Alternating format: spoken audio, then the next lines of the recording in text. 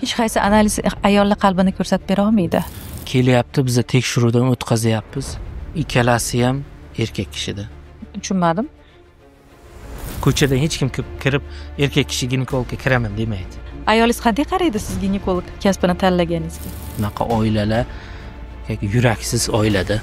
Ayollar yolg'on gapirib turadimi kelganda qabullarga keyin? Psixologga borsa jinni bo'lib qopti deydi. To'g'ri. Uchala farzand nobud bo'lgan bir kunda. Bitta oilada fojiada, bu juda katta fojia. Bundan oldin ko'rikdan o'tmaganmisiz?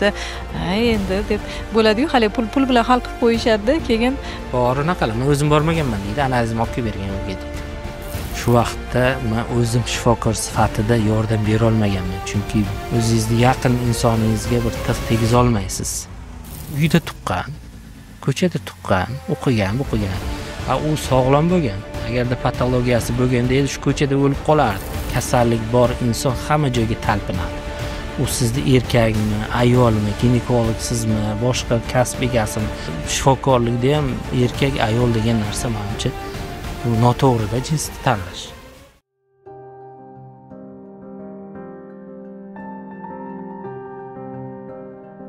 Vaqt qadri Ra'no Mo'minova bilan. Azizlarim, maydoni 1,5 gektar joyni egallagan Jahon School maskaniga farzandlarimiz uchun ochilgan yangi maktabga tashrif buyurdim va sizga bilmadim qanchalar qisqa muddat ichida bu maktabning afzalliklari haqida aytib bera olaman, chunki 1,5 soatga ham sig'maydi bu ma'lumotlar, lekin imkon qadar qo'ldan kelgancha sizga hozir aytib o'taman. Birinchisi, qadrdonlarim, Jahon School maskanida sizni farzandingiz ingliz tilini Cambridge o'quv markazi dasturi asosida o'rganadi. Jahon Schoolda 11 yillik SkillDev dasturi joriy etilgan. O'quvchilarda aniq tabiiy va ijtimoiy fanlardan chuqur bilim olish imkoniyati bor. Maktabda shuningdek o'quvchilarning xulq-atvorini shakllantirish uchun ijtimoiy etiket darslari ham o'tiladi. ITni esa hammamizga yaxshi tanish bo'lgan Najot ta'lim dasturlari asosida o'rganishadi. Qizlarimizga esa Safiyadan qandolatchilik to'yaragi mavjud va Qamar kitoblar do'konining zamonaviy kutubxonasidan foydalanish imkoni farzandlar uchun yaratilgan. Azizlarim, umid qilaman o'z farzandini taqdiriga va uni bilim olish jarayoniga befarq bo'lmagan ota-onalar bizni tomosha qilishyapti. Albatta, bu maktab Jahon School 2025-yildan, ya'ni bu yil sentyabr oyidan o'z faoliyatini boshlaydi. To'liq ma'lumotni quyidagi telefon raqamlari orqali yoki описаниеda qoldirilgan havola orqali ma'lumot olishingiz mumkin. Qolma o'g'lim o'zimmi? Qani nonushtamiz keldi. Qani qizim qol.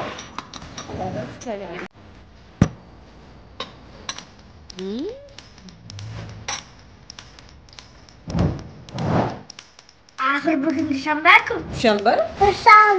Dushanba? Qani tez bo'la qo'yinglar.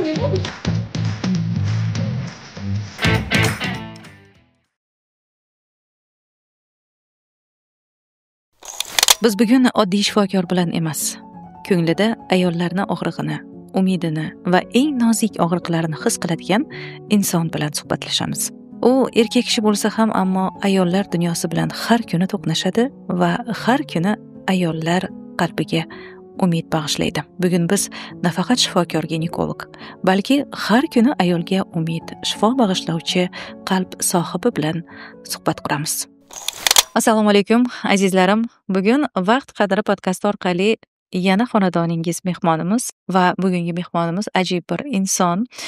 Mana shu podkastimiz davomida bu inson bilan yaqindan tanishasiz, chunki bu kishini ijtimoiy tarmoqlari orqali kuzatib, tanib, bugungi suhbatimizga taklif qilganimni boisi shuki, sizlarga yetkazadigan bilimlari nihoyatda ko'p. Zaynidin, xush kelibsiz. Alaykum assalom. Taklif uchun Salomimizga alik olib kelganingiz uchun, vaqt ajratganingiz uchun sizga minnatdorchilik izhor etaman. Eng katta shifo bu qalbdan boshlanadi. Siz mana ko'p yillardan beri ayollar bilan ishlaysiz. Ularga ginekolog sifatida yordam berasiz. Ayollardan siz nimani o'rgandingiz? Avvalambor shu aytgan gaplaringiz, ya'ni har bir dard qalbdan boshlanadi. Ya'ni bu qalb, har kun bemorlarni ko'ramiz, ayollarni ko'ramiz. Birinchi ularni tanasini emas, ularni ruhiyatini, ularni qalbini biza quloq solamiz, eshitamiz, tekshirib ko'ramiz. Ayrim ayollar bor, qalbi masalan dardga to'la.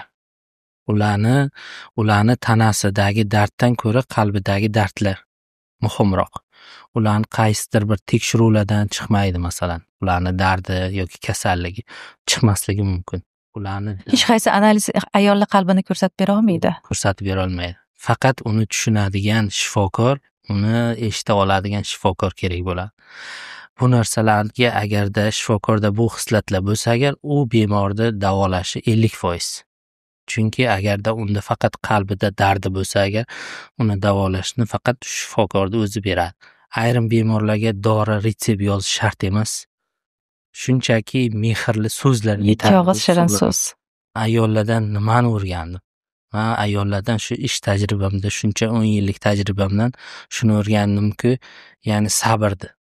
Ayol kishi juda sabrli bo'ladi. Juda oilasi tinch bo'lsin deb akasiga, ukasiga, oyisiga hech kimga aytmaydi. Hattoki eriga ham aytmaydi. Shu oilam tinch bo'lsin, hech qanaqa bir urush janjal bo'lmasin deb dardini ichiga yutaveradi. Dardni yashirsa, isitmasi oshkor bo'ladi deydi. Xuddi shunaqa ayollarda nima deydi, sabr juda kuchli hisoblanadi. Bizni ayollarimiz juda ham matonatli. Juda sabrli. Oiladagi gap tashqariga chiqmasin deb ichiga yutadigan ayollarni ham bilaman. Mana xuddi siz kabi ular bilan gaplashganda, suhbatlashganda mana shu narsalar ayon bo'ladi. Undan tashqari ayollardan yana masalan kuch bilan mehr muhabbatni birga olib boradi-da bu ayol kishi. Oilasidagi masalan mehr muhabbatli bo'lsa agar yoki masalan eri masalan mehr ko'rsatsa agar, u ayol baxtli bo'ladi shu oilada. To'g'rimi? To'g'ri.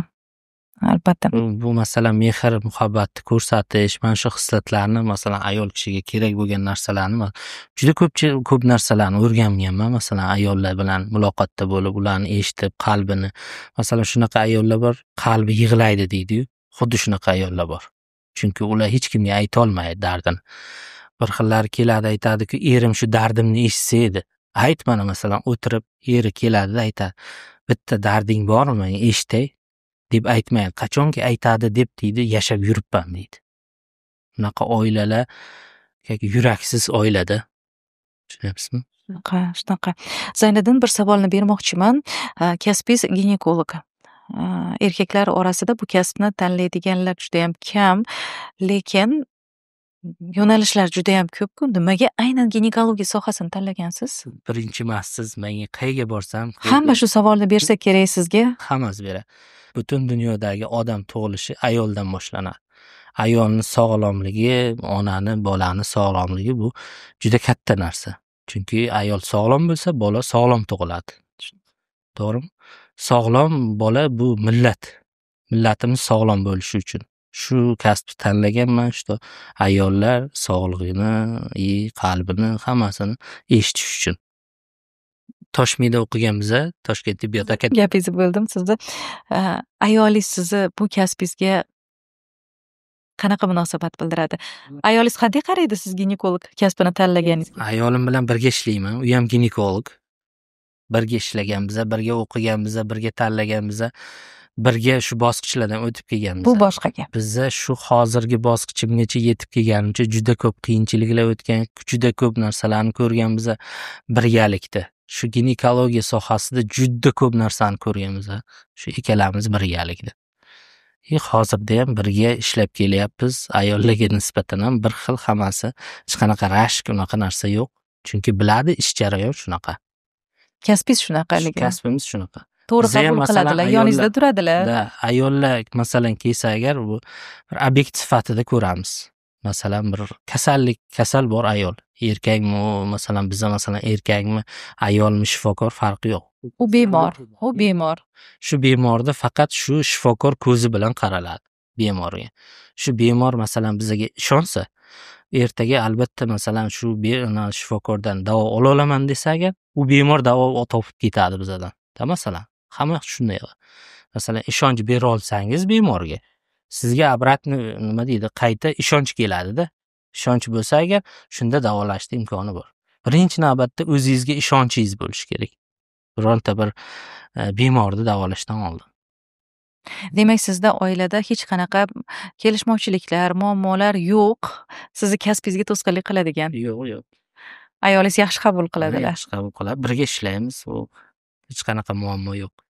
Hozir siz bilan gaplashish jarayonida bir narsani anglab yetyapmanki, siz kasbingizga boshqacha muhabbat bilan qarar ekansiz. Xabaringiz bor, bizni podkastimizni nomi Vaqt qadri. Mana shu vaqt qadri, ya'ni yillar davomida vaqt o'tgan sari bu kasbingizdan siz nimalar topdingiz, nimalarga ega bo'ldingiz va agar vaqtni orqaga qaytarishning imkoni, ilojisi bo'lganda yana qayta shu kasbni tanlagan bo'lardingiz? Mani vaqtni qaytarib agarda menga tanlash imkoniyatini 1 marta beradimi, 2 marta beradimi, 3 marta beradimi, 10 marta bersa ham baribir ginekologiya sohasini tanlardim. Chunki bu ginekologiya sohasi bu o'zligimdan anglaganman, bu hayotimni mazmuni, bu hayotimda, tushunyapsizmi, ginekologiya. Masalan, ertalab ishga chiqib ketamiz, kechqurun kirib kelamiz. Har doim shu ginekologiya sohasida ishlash, o'rganish, bemorlarni davolashga vaqtim sarflanadi. Operatsiyalar qilasizlar. Har bir bemorda, masalan, bitta bemor kirib menga sizga ishonaman, bo'ldi, sizda operatsiya qildiraman desa, men o'zimdan faxrlanib ketaman. Yana bir bor shu ginekologiya sohasini tanlaganimga. Masalan, keladi bemorlar, hammasi xursand bo'lib ketadi. Bemorlarimdan hammasidan kuniga juda ko'p bemor qabul qilaman. Juda ko'p. Keladi hamma har xil. Operatsiya ham juda ko'p qilamiz. Ko'p operatsiya qilaman. Operatsiya bo'lib ketgandan keyin bemorlardan chiqib ketadi-yu, 2 kun yotadi, 3 kun yotadi. Men so'rayman. Nima sizda shikoyatingiz bor? Hamma bemor rahmat deydi. Nima deydi? Duo qiladi. Har bir duo, har bir rahmat eshitganingizdan keyin xursand bo'lasizmi? Yanada kasbingizga mehringiz ortadi. Yanada bu kasb bilan faxrlanaman. Yanada bu kasbni chuqurroq o'rganishga, yanada ko'p insonlarni davolashga harakat qilaman. Shu o'rinda bir savol tug'ilyapti-da menda. Qarang. Ayollar bilan har kuni ertalabdan kechgacha ishlagan odam qaysidir ma'noda psixolog bo'lib qoladi-da, psixologga aylanib qoladi-da. Siz ularni qanaqa so'zlar bilan qo'llab-quvvatlaysiz? Umuman olganda sizni kuzatuvlaringiz natijasida mana shu jamiyatimizdagi barpo etilayotgan oilalarni dars ketgan tarafi, ya'ni erkak kishini qanaqa tushunmagan holatlari borki, oilaga nisbatan. Siz mana shu narsani yaqqol ko'rdim, Ra'no opa. Erkaklar agar bunaqa emas, bu yo'l bilan munosabat bildirsa ekan ayoliga, bulardan baxtli inson bo'lmas edi degan bir fikrlarga kelganmisiz? Kelganman, albatta. Biz ayollar bilan ishlash davomida gaplaringiz to'g'ri, chunki psixolog bo'lib ketasiz. Psixolog bo'lmasangiz, u bemorni dardini, ichini, ko'nglini, qalbini agarda siz u narsani tushunmasangiz, u bemorni davololmaysiz. Shunaqa. Boshqa kasbni egallaganingiz ma'qul deb bilaman-da, masalan, agarda davololmasangiz. Psixolog bo'lishingizga sabab vaqt o'tadi-yu. O'zi ayollarni gap so'zida kim to'g'ri gapiryapti, kim noto'g'ri gapiryapti, hammasini o'zi analiz sintez qila olasiz miyada. Ayollar yolg'on gapirib turadimi kelganda qabullarga keyin? Aldaydi, erini oldida boshqacha gapiradi, qaynonasi tursa boshqacha gapiradi. Hammasini chiqarib yorib, alohida gaplashaman. Oilaviy masalalar, oilaviy bilan masalan kelishish bo'lsa agar chaqirib hammasi bilan suhbatlashaman. Ayol kishi baribir erim bor deydi, qaynonasi bo'ladi, qaynotasi, bir xillar akalari olib keladi. Ular hammasi bir xil so'zlarni gapira olmaydi, yashiradi. Ularning hammasini psixologiyasini o'rganib, nima savol berish kerak, nima javob olish kerak, hammasini o'rganishingiz kerak bo'ladi. Aniq tashxis qo'yish uchun uni qalbini bir xil ayollar, shunaqa ayollar keladi, hech nimani ayta olmaydi. Shuni siz ichidan sug'urib olishingiz kerak, shu gaplarni. Siz shu dardiniga nima deydi, shifo topishingiz kerak. Eridan tortinadi. Erini oldida gapira olmaydigan ayollar juda ko'p. Demak, erkaklarimizni asosiy oqsagan tarafi shumikin, ayollar bilan gaplashmasligi? Ayollarni eshitmasligi. Erkaklarning eng katta xatosi eshitmasligi. Ayol kishi juda chidamli bo'ladi. Juda oxirigacha chidaydi. Shu oxiri o'tib ketsa ham chidaydi.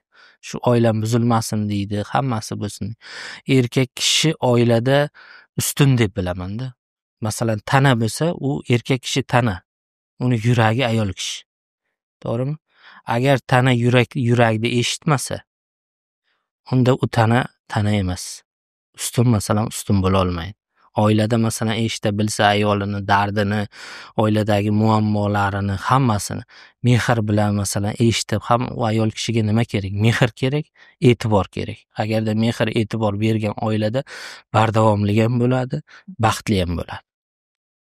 Men ishlab shu narsaga oilalar bilan gaplashib, suhbatlashib, shu narsaga amin bo'ldimki, erkak kishi eshita bilishi kerak. Hammasida masalan u bo'ladi, masalan u masalan jismoniy baquvvatda, masalan kimgadir masalan ayolini uradiganlari ham bor, so'kadiganlari ham bor-da, shunaqa bemorlar keladi, hech nima deya olmaydi. Erini chiqarib o'rganimizdan keyin o'zi alohida o'tirib hamma narsani aytadi. Mana shunaqa. Eriga tushuntirsak, keyin eri bir xillar tushunadi, bir xillar tushunmaydi. Bunaqa insonlar menimcha psixologlarga ham yuboramiz. Psixologlar bilan ham shug'ullanish kerak, bunaqa erkaklar bilan shug'ullanish kerak. Oila mustahkam bo'lishi uchun hamma narsani qilish kerak deb o'ylayman. Chunki masalan shu erda masalan eshitmayaptimi eri, masalan psixologga olib borsa jinni bo'lib qopti deydi. To'g'ri. Unaqa emasda. Oila mustahkam bo'lishi uchun kerak, biz hamma narsani qilish kerak. Hamma o'tirib gaplashish kerak, ota-onasiga aytish kerak masalan. Hammasini nima deydi? Bir qolipga solish kerak. Mustahkam oila bitta odam bilan bo'lmaydi. Demak, siz har kuni har xil turli voqea, hodisalar sababchisi bo'lasiz. Har xil kasal keladi. Masalan, bu 30-40 ta bemor har kun qabul qilsangiz, 30-40 ta voqeani eshitasiz. U ayrimlari meni esimda ham qolmaydi. Chunki bir-biriga o'xshash qo'shilib ketadi. Sizga buni eng ta'sir qilgan qanaqa voqealar mana shu kasbingiz yuzasidan? Voqealar juda ko'p. Masalan, bir voqeani aytib beraman sizga. Bir ayol 3 ta tuqqan, 3 ta bolasi bo'lgan, 2 ta qizi, bitta o'g'li bo'lgan. O'g'il tug'dim bo'ldi deganda turbalarni bog'latgan. Turbalarni bog'latganda keyin oilaga qarab yurgan, eri chet elga ishlashga ketgan. Qayta farzand dunyoga keltirmayman degan maqsadda. Bo'ldi, 3 ta shu bolam katta qilsam bo'ldi deb turbasini yoptirgan. Ya'ni DHS deydi biz tibbiyotda. Turbani bog'latganda boshqa homilador bo'lmayman degan. U 3 ta bolasi bor. Eri Rossiyaga ham qayga chet elga ishlashga ketgan. Anavsi ayol ham ishlashga chiqib ketganda katta qiziga 2 ta farzandini qarashni tayinlab ketgan. U katta qiz chiqib nonga chiqib kelaman deb ko'chaga chiqsa, mashina avtohalokat tufayli olamdan o'tgan. Mashina urib ketgan. U uydan hech kim xabar olmagan. 2 ta kichkina bola o'ynab gugurt o'ynagan, olov deyapti. Endi gugurtmi, olovmi aniq esimda yo'q. Lekin yoqqanda shu uyda ichida hech kim qutqara olmagan. Yonib ketgan. Uchala farzand nobud bo'lgan bir kunda. Bitta oilada fojiada, bu juda katta fojia. Ayol o'zini keldi, 2 yildan keyin kelyapti. Hamma joyga borgan, yo'q degan, eko qilish katta mablag' talab. Qayta farzand dunyoga keltirish, farzandsiz qoldi bu ayol. Bu hamma joy tomirlarini kesib tashlagan, o'zini joniga qasd qilgan, hammasini qilgan. Eri o'zi keldi, mana shunaqa homilador bo'lish kerak. Tekshirib ko'rdik. Tekshirib ko'rsak turbalarni holatini yana qayta tiklasak homilador bo'la oladi. Faqat 1 yil ichida homilador bo'la olasiz dedik, tushuntirdik.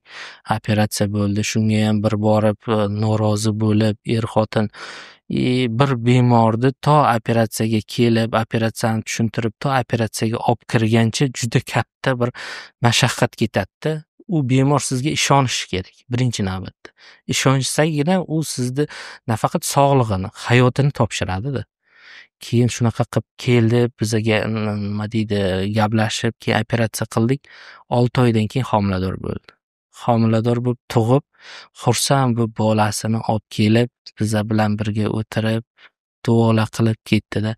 Bu juda ta'sirli narsa-da. Bu odamning hayoti bir kunda, bir soniyada o'zgarib ketishi mumkin-da. Hech kimga nima deydi, peshonamizga yaxshisini yozgan bo'lsin deydi.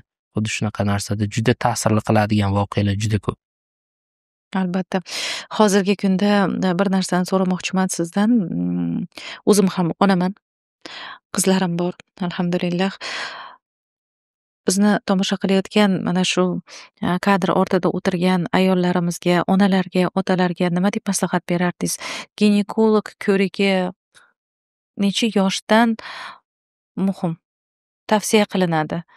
Qizlarni ginekolog ko'rigiga olib borish o'zi ya'ni yosh bolalar ginekologiyasi bor, kattalar ginekologiyasi.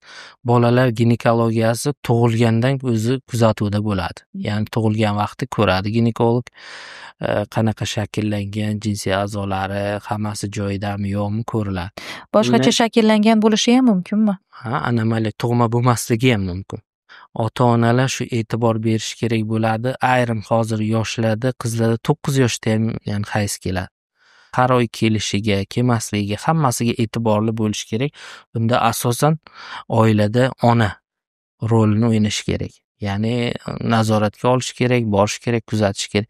Agarda 14 yoshda, 15 yoshda kelmasa, bu jiddiy narsa. Jiddiy xavfli narsa. Buni olib borib ginekolog tekshiruvdan o'tkazib, tekshiruvlarda hammasidan o'tish kerak. Demak, 14-15 yoshda har bir ona qiz farzandni onasi Olib borish shart. olib borishi shart ko'rik. Ko'rikka olib borish shart, bitta ko'rikdan o'tkazish kerak. Men hozir kunda juda xursand bo'layotganim, ota-onalar emas, olayotgan oila bor-ku, qaynonasi, bo'lajak qaynonasi kelinni olib kelib tekshiruvdan o'tkazib ketyapti. Aha. Tekshiruvdan o'tkazib ketyapti, hammasi joyidami, ertaga turmushga chiqsa, shu o'g'lim bilan baxtli bo'ladimi, homilador bo'la oladimi? Shunaqalarning orasida masalan tuxumdon kistalari, miomalar, har xil narsalar chiqib qolyapti. Ularga lecheni olib ketyapti, turmush quryapti, homilador bo'lib, hammasi normal, mustahkam oila bo'layapti. Bo'lajak qaynonalar demak kelinlarini olib kelishyapti o'zlari. Ya'ni kelyapti, xuddi o'rtoqdayda. Unaqa masalan oila masalan qaynonasi bilan kelini masalan o'rtoqday bo'lib, shuni nima deydi, ruhiy holatdan ham agar bir-biriga mos bo'lsa, ertaga u oila buzilmaydi-yu. To'g'rimi? Albatta. U mustahkam oila bo'ladi. Hozir shu darajada insonlarni tibbiy madaniyati oshib ketyapti. Oldindan tekshirib, shu tekshiruvlardan o'tib, Bu quvonarli holat, juda ham quvonarli holat. bu xursand bo'laman. Bir xil kelasiz, qaynonasimi deyman-da. Siz qaynonasimi desam, ha deyapti. Qoyil deyman. Молодец. Hali endi uylanayotgan, masalan bir voqea bo'ldi, yaqinda operatsiya qildim. Uylanadigan bola vrach ekan. Qiz bolaga uylanayotgan vrach ekan. Qiz bolada zakisdan o'tishda UZI qilgan, kista aniqlangan tuxumdonida. Kep, shu hech qanaqa hech nimadan yo'q, masalan tibbiy ongi bor, u shifokor olib kelyapti-da, operatsiya qildirib ketyapti. Tushunyapsizmi? Ertaga 1 oydan keyin to'yimiz deyapti. Ha. Bu oilani masalan mustahkam bo'ladi. Mas'uliyat bu. Bu mas'uliyat. Hech kim qila olmaydi bu narsani. Mas'uliyat. Juda ko'pchilik analarni bilaman, to'ydan oldin kista yo mioma chiqqanda to'yini buzib xayrlashib ketganlar juda ko'p. Keladi-da, masalan bitta kistadan keyin homilador bo'la oladimi, olsa, tug'a oladimi, ertaga problema. Shu savolni sizga bermoqchi edimman. Kista va miomalarni natijasi qanaqa agar bunga befarq bo'ladigan bo'lsa onalar? Onalar befarq bo'ladigan bo'lsa, bepushtlikka, farzandsizlikka olib kelishi mumkin. Bu kasallik hozir yosharib boryaptimi? Juda yosharib ketyapti. Necha yoshlik qizlarimizda bor bu? Bizada 14 yoshli qizlarda ham juda katta miomani olganman, o'zi operatsiya qilib. Yaqinda storiesingizda kuzatdim, 14 yoshli qizni operatsiya qildingiz, rostdan ham ko'rdim, guvoh bo'ldim. 14 yoshli qizda mioma nima qiladi? 14 yoshli qizda mioma juda katta, juda ko'p tekshiruvlardan o'tgan, juda ko'p lechenalar olgan, keldik, tekshirdik, u miomani olmasa bo'lmaydi, juda katta. Operatsiya qildik, xudoga shukr, operatsiya yaxshi o'tdi, uyga ketdi, hammasi yaxshi. Keyin keldida men qiziqdim, 14 yosh, nima uchun bunaqa yosharib ketdi? Keyin tekshiruvlar qildik. Birinchi so'radik. So'ragan vaqtimizda ota-onasida ham bo'lgan mioma. Keyin sog'lom turmush tarzi, kam harakat. Gormonal buzilishi bor. To'g'ri ovqatlanmaydi. Ya'ni faqat fast foodlar, kolbasa, sosiska shunaqa ovqatlarni yeb yurar ekan qiz. Faqat suxoy produkt deyapti. Faqat yarim tayyor mahsulotlar bor-ku, Rolton, shunaqa narsalarni yeb yurgan. Keyin bu mioma sirazi o'sib ketgan 2-3 oyning ichida. Nimaga bunaqa o'sib ketdi deb yana so'rasak aytayapti-ku, ota-onamizda ham bor, opasida ham, onasida ham, hammada bor ekan bu mioma. Miomani sababi nasledstven, ya'ni genetik jihatdan ham irsiy moyil bo'ladi. Irsiy moyilligi bormi? O'tadimi? O'tadi. Nasldan. Agarda onasida yoki qizida yoki opasida mioma bo'lsa, unda bo'lish ehtimolligi boshqa sog'lom ayolga nisbatan 2-3 barobarga yuqori bo'ladi. Shuning uchun bu yoshlarda ham juda ko'p kuzatilyapti. Sog'lom turmush tarzi, kam harakatlik, hammasini birgalikda olib borish kerak edi. Demak, to'g'ri ovqatlanish qiz bolaning organizmi uchun muhim ekan-da. Juda muhim. Bu nafaqat qiz bola, Fastfoodlar yeb, mana shundan agar mioma bo'lgan bo'lsa, bu juda achinarli holat. Miomani qildik, hammasi yaxshi, ketishdi. Yana bir holat juda achinarli, ota-onalar umuman e'tibor bermaydi. Yaqinda bir qabulimga keldi bemor. 2 yil turmush qurgan. Onasi, otasi, xolasimi kim 3 kishi kelgan. Aytayapti, mana shunaqa tekshirib ko'ring, 2 yildan beri homilador bo'la olmayapti. Tekshirib ko'rsak, 2 yil ichida qanaqasiga qo'shilgan bilmayman, qini ham yo'q, qulagalishisi, tug'ma yo'q. Tushunyapsizmi? Tug'ma. Bachadoni juda kichkina, pashti yo'q degan. Tuxumdoni ham yo'q, ko'kragi ham ikkilamchi jinsiy bezlar hech qanaqa rivojlanmagan. Lekin 2 yil yashab yuribdi. Hozir bu masalan ota-onasi shuni erta bosqichlarda aniqlab, tekshiruvlardan o'tkazib, menstruatsiyasi kelmayapti, nima uchun kelmayapti deb tekshiruvlardan o'tkazganda edi, hozir shu holatgacha kelmasdi-da. Chunki bitta oilani masalan barbod qilyapti-da. Kimdir uylandi, bunga shu masalan menstruatsiyasi kelmayapti, menstruatsiyasi kelmayotgan qizlarni turmushga berish bu xato. Birinchi tekshiruvdan o'tkazish kerak, ota-onasi ko'rish kerak, nima uchun kelmayapti. onalar ogoh bo'lishi kerak. Onalar ogoh bo'lish kerak, ko'rish kerak. Onasiga aytyapman, savol beryapsiz, menstruatsiyasi kelmayapti, mana siz vrachlik ko'rsatmadingizmi? Menga ham yuqori oldin ham shunaqa bo'lgan-manda, kelmay bir kelmay yurgan, keyin turmushga chiqqanman, yaxshi bo'lib ketgan. Shunaqa yaxshi bo'lib ketadi deb o'yladim-da, turmushga chiqaver, yaxshi bo'ladi deb aytdim, deyapti. U aslida bu tug'ma yo'q unda. Shu a'zolar. 2 yil yashab yurgan. Hozir endi yana kelganki, shuni iloji bormi? Uni iloji yo'q-da. Bu qiz farzand ko'ra olmaydimi? Farzand ko'ra olmaydi. Chunki tuxumdoni ham yo'q, bachadoni ham yo'q, tug'ruq yo'llari ham yo'q. Bu anomaliyami? Anomaliya hisoblanadi, tug'ma nuqson. Shunaqa bemorlarni ko'rganimizda, kechirganimizda baribir nima deydi, og'ir bizaga ham. Masalan, esimizdan chiqmaydi. Bunaqa bemorlar keladi. Ota-onalar juda e'tiborli bo'lish kerak-da. O'shani aytaman-da, shuning uchun ishdan uyga qaytgan vaqtlaringizda mana shu holatlardan chiqa olmay qolgan bir voqealarni eslab aytib bera olasizmi? Mana shunaqa holatlar masalan, mana shu keldi masalan, ko'rishdi, masalan, u bola ham turmush qurgan bola ham so'rayapti-da, homilador bo'la oladimi, yo'qmi? Tushunyapsizmi?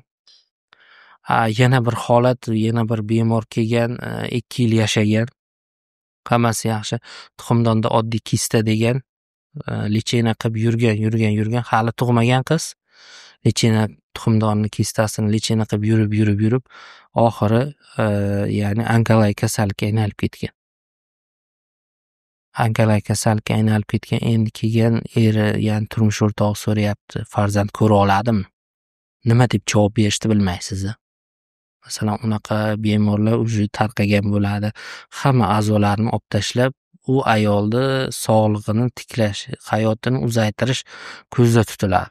Hali homilador bo'lishi, tug'ishini umuman uni o'ylash ham kerak bo'lmaydi. Chunki agarda u homiladorlikka harakat qilsa, u gormon ishlab chiqarsa, yana o'sadi-da, u battar u ayolni holatini yomonlashtirib qo'yadi. Unaqa holatni biz o'ylamaymiz, chunki ayolni hozirgi shu qizni keyingi hayotini uzaytirish maqsadida operatsiya qilinadi, tekshiruvlardan o'tkazdik. Sizlar olib tashlar ekansizlar hammasini deb boshqa joyga ketamiz deb boshqa joyga ketdi. Bunaqa bemorlarga masalan yordam bera olmasligimizdan masalan odam nima deydi, ko'nglida nima uchun yordam bera olmadim degan fikr bo'ladi. Lekin aslida bizani masalan aybimiz emas. U masalan ertaroq kelib tekshiruvlardan o'tib, shu qanaqa kista, oddiy kistami, yomon kistami, onkologik kistami, shuni aniqlashning imkoni bor. Tushunyapsizmi? Shuni aniqlashning imkoni bor joyda kelmaydi-da, oxirgi bosqichlarda kelib, keyin hammasini sizlar olib tashlayman deyapsizlar, bu bo'lmaydi deb boshqa joyga ketib, tabiblarga, boshqa joyga lechena qilib yuraveradi-da, oxir oqibat hayoti barbod bo'ladi. Tabiblardan keyingi holatlarni ham davolaganmisiz? Tabiblardan juda ko'p bemor keladi. ularni eshitsangiz, tabib masalan tabiiy narsalar bilan davolash kerak, to'g'rimi? Tabib nima uchun tabib? O't o'lanlar tabiiy narsalar bilan davolash. Ayrim tabiblar tabletka, dorilar bilan davolaydi. Men hayron qolaman. Bemorga aytaman, qanaqa tabletka ichdingiz? Nima berdi tabib desam, bitta oq tabletka berdi deydi. Ammo oq tabletka nima u? U kasalni o'zi ham bilmaydi, u berayotgan tabibni o'zi ham bilmaydi-da. Shunaqa bemor keldi, qorni juda kattalashib ketgan, og'riq, qon ketyapti deyapti, kirib kelyapti qabulga. Ko'ryapmiz, tekshiryapmiz, homiladormisiz desam, yo'q deydi. Qorni katta, уже shishib ketgan, уже oxirgi 9 oylik homilada kattalashib ketgan. Shu darajagacha Shu yurgan. darajagacha yurgan. Nima qildingiz desam, miyomam bor edi, men tabibga bordim, lecheniya qildi 6 oy, keyin 6 oy tabletka berdi, mana shunaqa o'sib ketdi, keyin kelyapmiz deyapti. Siz qayda turasiz? Bir tog'da, bir viloyatda aytdi. Bir tog' joyda dedi, biz vrachga chiqmadingizmi? Yo'q, chiqishga imkoni yo'q, borgim kelmadi, bormadim. Sizni bir kishi tavsiya qildi, shu uchun keldim deyapti. Tekshirib ko'ryapmiz, u juda katta miyomada. 5 kilomi shunaqa miyoma. Juda katta bola, masalan 3 kilo bola bo'ladi-yu o'zi tug'ilsa. U 5 kiloda boladan 1,5 marta katta.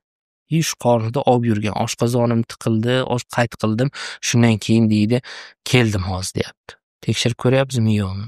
U juda katta o'sib ketgan. Tug'ganmiz, xayriyat u ayol 3 ta tuqqan ekan. Masalan, yosh qizlar ham xuddi shunaqa keladi-da, Bachadon bilan birgalikda olib tashiradi bunaqa holatlar. Chunki boshqa tug'maydi-yu, tug'mayman deyapti. Agarda tug'moqchi bo'lsa, faqat miyomasini o'zini olib tashlab, matkasini saqlab, shu bachadonni saqlab, keyingi homiladorlikka tayyorlashni imkoni bor. Bu doktorga bormasdan, shifokorga ko'rinmasdan, ko'riklardan o'tmasdan faqat tabiblar bilan Faqat tabiblarning lecheniyasini olib, davolab yurgan.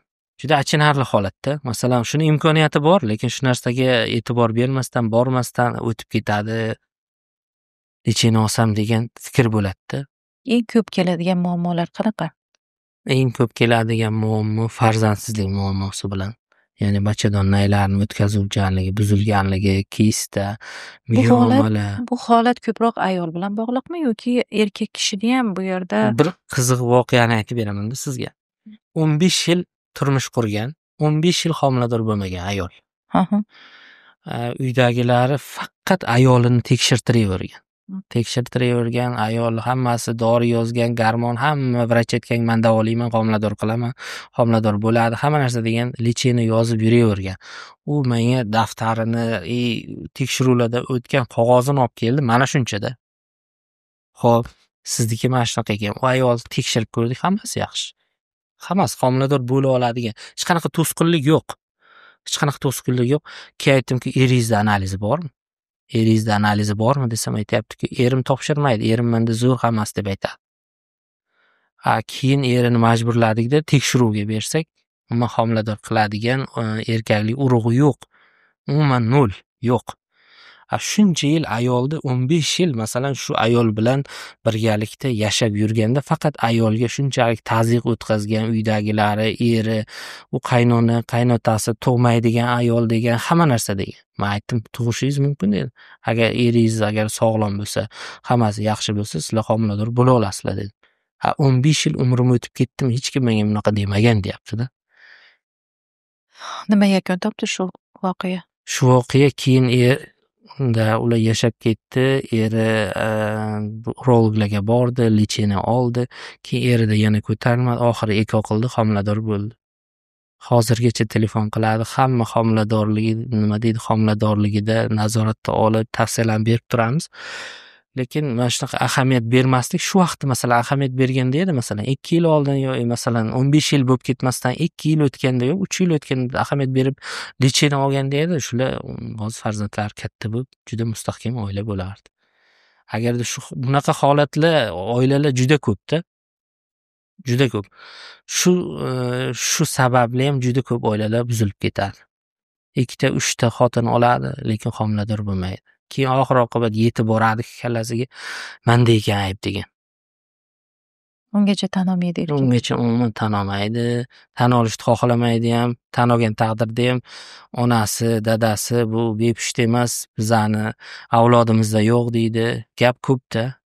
Bu ayollar bilan ishlayversangiz, bularning psixologiyasini o'rganaversangiz, bularning ertaklarini ham, bularni to'g'ri aytayotganini ham ajratib olaverasiz-da. Xo'p, mana shu joyda yana bitta savol. Qarang, ayol kishini bo'pti endi bepushtlikka olib keladigan bir nimalari ko'p. Erkak kishini bepushtlikka nimalar olib kelib qo'yishi mumkin? Nimadan erkaklar ehtiyot bo'lishligi kerak? Mana onalarimizning faqatgina qizlarimiz, o'g'illari ham bor. U ahamiyat berish kerak. O'zi bu nima deydi, erkak kishi, ya'ni otasi ahamiyat berish kerak. Soch soqollari chiqishiga, masalan, ikkilamchi o'g'il bola ikkilamchi belgilar paydo bo'lishiga, o'zini masalan ovozini o'zgarishi, masalan balog'at yoshida ovoz o'zgaradi, bu gormonal o'zgarish, tushunyapsizmi? Ovoz o'zgarmasa qo'rqish kerak. Tekshiruvdan o'tkazish kerak. Endokrinologiyaga, ya'ni gormonal o'zgarish bormi, nima bor. Yoshligida har xil infeksiyalar yuqtirib qo'yishdan ayollar, onalar e'tiborli bo'lishi kerak. Ayrim virusli kasalliklar, infeksiyalar bor, u erkak kishini bepushtlikka olib keladi. Bularga ahamiyat berib, masalan, gigiyena qoidalariga rioya qilib, shularga ahamiyat berib yursa agar, hech qaysi masalan erkak kishi farzand ham bo'lmaydi, bepusht bo'lmaydi. Undan tashqari kasalliklari bor, masalan, varikoseli deydi, moyaklardagi varikoz kengayib ketishi bor. Ular уже belgi beradi. Tushunyapsizmi? Kasallik bo'lgandan keyin og'riq beradi, bezovtalik beradi, baribir borib urologga yoki andrologga uchraydi bu bemorlar. Sababi topiladi. Sababi juda ko'p. Masalan, bepusht bo'lishini ham sababi. Oddiy travma olgan bo'lsa ham masalan, sabab bo'lishi mumkin. Demak, oila qurishdan oldin faqatgina qizlarni emas, o'g'il bolalarni ham, yigitlarni ham tekshirish kerak.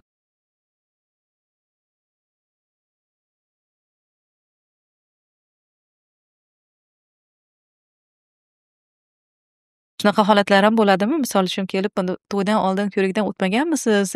Endi deb bo'ladi-yu, hali pul bilan hal qilib qo'yishadi, keyin bor unaqalar. Men o'zim bormaganman deydi, analizimni olib kelib bergan uyga deydi. Dokumentlarni olib kelib bergan deb qo'yadi. Shunaqalar borda, nima deydi ular? Qo'shtirnoq ichidagi. O'shani so'rayapman-da, shuning uchun bu juda ham muhim.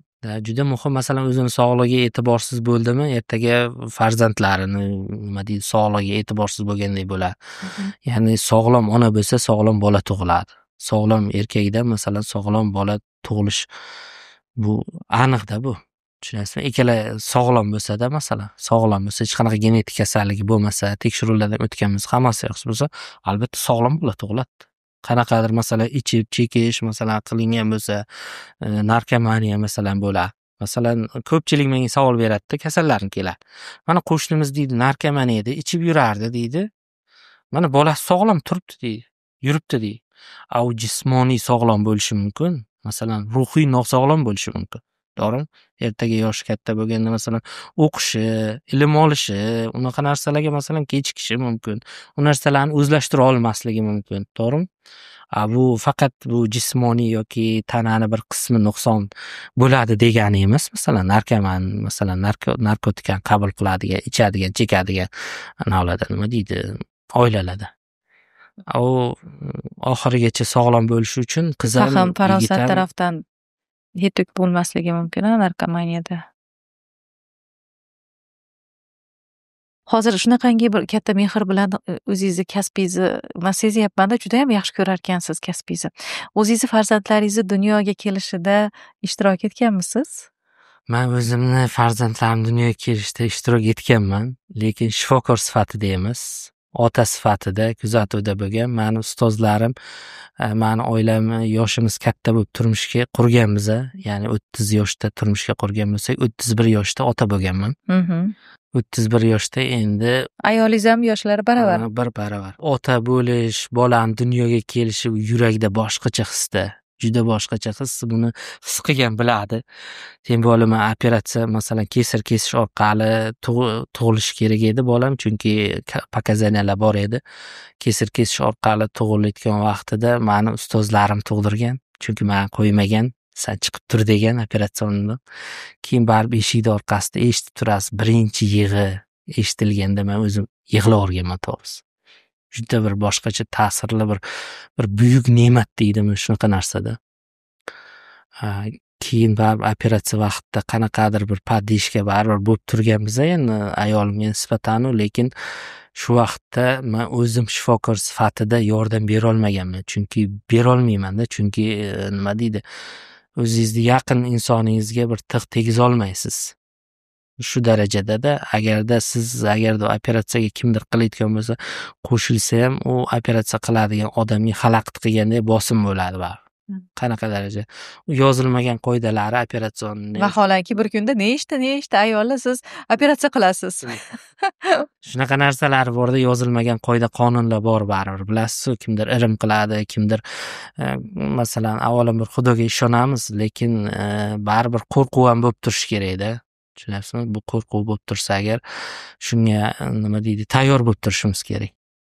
Har xil holatda. Har xil holatda-da. Bu tug'ruq shunaqa narsaki, juda xavfli. Buni raddomda ishlaydiganlar, ginekologlar yaxshi biladi. Bu terapevt emas, bu nevropatolog emas, masalan, xonada o'tirib dori yozib o'tiradi. Bu raddomdagi jarayon shunchalik bir murakkab jarayonki, masalan, tug'ruq bo'ladi. 1 minut, 2 minutdan keyin litrlab qon ketib qoladi. Tug'ruqdan. Masalan, patologik tug'ruqlar bo'ladi-da. Kasallik bilan tug'ruq. Masalan, bir xillar keladi, yoshi katta insonlar aytadiki, "Mani ota-bobomiz tug'gan, uyda tuqqan, ko'chada tuqqan, o'qigan. U sog'lom bo'lgan. Agarda patologiyasi bo'lganda edi, shu ko'chada o'lib qolardi, yo uyda o'lib qolardi. Nechtasi masalan bir o'limdan qoladi." Raddomda ham xuddi shunday, bitta ayolda masalan patologiya bilan fiziologiyani orasi juda yaqin turadi raddomda. Ya'ni bitta bola tug'iladi, u bola sog'lom tug'ildimi, u bola mas'uliyati juda katta-da. Onani ham sog'lom bo'lishi kerak, bola ham sog'lom bo'lishi kerak. Bola tug'ilgandan keyin yaxshimi, hammasi bizani u ginekologlar ichida o'tadigan narsa, ishonch, bu har bir sekundni o'tkazmaslik kerak-da. Hamma narsaga e'tiborli bo'lib, oxirigacha olib borsangiz agar, shunda siz nima deydi, bu kasbdan baraka ham topasiz, siz ishonch ham bo'ladi, bu kasbga nisbatan odamlarda ham ishonch bo'ladi. Ertaga shu tug'ilgan chaqalog'im sog'lom tug'ilishi, ona ham sog'lom chiqib ketishi uchun eng katta mas'uliyatni olasizda. Tushunasizmi? Bu narsani tushunmaydi-da, ko'pchilik aytadiki, tug'gan-ku, mana tug'adi, qoladi, bu qoladi. U gap emas, u shu jarayonga kirganda, bitta ayoldan 2 litr qon ketganda uni to'xtatish qahramonlik. To'g'risida, bir ayolning jonini saqlab qolish. Bu shunaqa. Ana shu uyda bo'lib o'tgan tug'ruqlar haqida hozir esimga tushib ketdi. Mani onam rahmatli akusher ginekolog bo'lganlar. Bekordan bekor chaqirmabsiz. Ginekolog bo'lganlar, bu kasbni qanchalar mashaqqatli ekanligini juda ham yaxshi bilaman. Va mendan keyingi singlimi uyda dunyoga keltirganlar. Ulgurishmagan, ya'ni raddomga yetib borgani. Singlim uyda dunyoga kelgan, keyin olib ketishgan raddomga, o'sha bola tug'ilgandan keyin, chaqaloq tug'ilgandan keyin olib ketishgan raddomga. Rostdan ham onalarimiz u vaqtlarda sog'lom bo'lganmi? Sog'lom bo'lgan, sog'lom turmush tarzi bo'lgan, ko'p harakat qilgan, masalan, oddiy kirdi ham, masalan, mashinka yuvmagan, o'zlari yuvishgan kirlarni, turgan, uni o'tirgan, hammasi fiziskiy harakatda. Ayol kishiga so'ramoqchi bo'lgan narsam shuki, ayol kishiga mana shu homiladorlik davrida jismoniy aktivlik qanchalar muhim? Yoki ko'proq dam olishi kerakmi? Yoki aktiv bo'lishi kerakmi? Homiladorlik vaqti o'zi bu fiziologiya hisoblanadi. Patologiya emas, bu kasallik emas homiladorlikda. Homiladorlik kasallik emas. Kasallik emas, bu fiziologiya. U turib yurishi, harakat qilishi, hamma narsa qilishi mumkin-da. Masalan, turishi, harakat. Agarda u bolasida yoki o'zida qanaqadir kasallik tufayli unga xalaqit qiladigan narsa bo'lmasa, bemalol turib yurishi mumkin. Hatto mana analarda, chet ellarda sport bilan shug'ullanadi. Sport, homilador ayollar og'ir yuk ko'taradi, shtangalar ko'taradi. Sportchilar, homilador. Lekin shularning bolasi tushib qolmaydi yo shtan. Qarang, mana shu joyda individual podxod kerak bizga. Hurmatli qaynonalar, iltimos qilardim sizlardan. Bizni bu suhbatimizdan keyin kelinlaringizga bu kasallik emas, turuningdan degan narsalar bo'lmasin, to'g'rimi? Chunki bu individual, hammada har xil kechadigan jarayon. Lekin qancha harakat qilib homiladorlik vaqtida qancha aktiv yursa agar, u tabiiy tug'ish ehtimolligi ham yuqori. Tug'ruq yo'llarini ochilish ehtimolligi ham juda yuqori bo'ladi. Chunki bu fiziologiya. Oddiy bir sut emizuvchi hayvonlarni misol qilib olsangiz, hech kim uni kesirva qilmaydi. Tushunyapsizmi? Kesirva qilmaydi, hech kim operatsiya qilib tug'dirmaydi. Ular tabiiy tug'iladi, hammasi. Ular chunki ko'p harakat qiladi. qarang, mana shu joyda bir voqea esimga tushib ketdi, aytib o'taman. Bundan ancha yil oldin ukamga mashinamni yuvib bering deb kalitini berdim. Mashinani kalitini berib, yo'q bo'lib ketdi. Telefon qilaman, ko'tarmaydi. Opa, shundoq deydi, mashinani mo'yka qilib yo'lda kelayotsam, yugurib chiqdi bir ayol, orqasida qizi mo'ykada ishlarkan. Ya'ni aktiv ayol bo'lgan, aktiv qiz bola bo'lgan, birinchi tug'rug'i bo'lgan. Mani mashinamda raddomga olib borib qo'y degan, mana mashinamda tuqqan. Tushunay, to'g'ri. Menda shunaqa holat bo'lgan. Men magistraturada o'qib yurganimda birinchi kursdan ishga kirganman Toshkent viloyatiga. Kirganman, borganman, operatsiya qiladigan odam yo'q. Bitta nima deydi, zavedish отделение deydi, bo'lim boshlig'i bor. Uni kechasiga kesara bo'lsa chaqiradi. Endi biz bu yoqda operatsiyalar o'rganib yurgan, biza borib operatsiyalarni qilamiz, hamma narsa qilamiz. U yoqda yuribmiz. Shunaqa ayollar kelardi, mosh ekib kelyapman. Toshkent viloyati mosh, oyoq yalang, oyog'i loy, keladi, sras tug'adi. Hech qanaqa qiyinchiligi yo'q. Tushunyapsizmi? Unaqa sutkalab u og'riq dardni chekib, bunaqa emas. Voy, doktor hozir tug'ib qo'yaman deydi. Shunday tug'ruq zaliga kiritiladi, уже tug'adi ayol. Hech qanaqa qon ham ketmay, makkasi qisqara, hamma narsasi zo'rda. Qancha aktiv harakat qilsa agar organizm shunga moslashadi. Baribir bu tug'ruq jarayoni ham juda bir murakkab hamda bir juda bir muqaddas jarayon deb bilaman-da, to'g'risi. Ya'ni masalan dunyoga keladi, albatta. U ona masalan u bolasini yig'isini eshitgani, ko'kragiga qo'ygani, u hammasi oldingi qaynonasini gapirgani ham, erini urgani ham esdan chiqib ketadi. Shunaqa. Shuni ko'rib biz ham masalan shu kasbni tanlagandan faxrlanib ketaman-da, to'g'risi. Mana shunaqa holatlar, mana shunaqa narsalar. Shu kungacha nechta ayolga bir ona bo'lishiga yordam berdingiz? Nechta chaqalon dunyoga kelishiga sababchi bo'ldingiz? Men o'zi uncha tug'ruqlar bilan shug'ullanmayman. Lekin unda shu akusher ginekologiya bo'lganim uchun, akusher bo'lganimiz uchun bizani ya'ni shu tug'ruq kompleksida mas'ul shifokor qilib qo'yardi. U tug'ruqqa, har bir tug'ruqqa kirib o'tirishingiz majbursiz. Agarda operatsiyalar bo'lsa, albatta biz qilamiz. Mas'ul shifokorlar qiladi, ko'radi, hamma narsa bilan. Juda ko'pchiligini kesir kesish orqali, ya'ni dunyoga keltirganman. Tabiiy tug'ruqlarda ham juda ko'p ishtirok etganman. Lekin shu ishtirok etgan vaqtimda ayollarning xursandchiligini, shuni nima his qilasiz deyapman-da.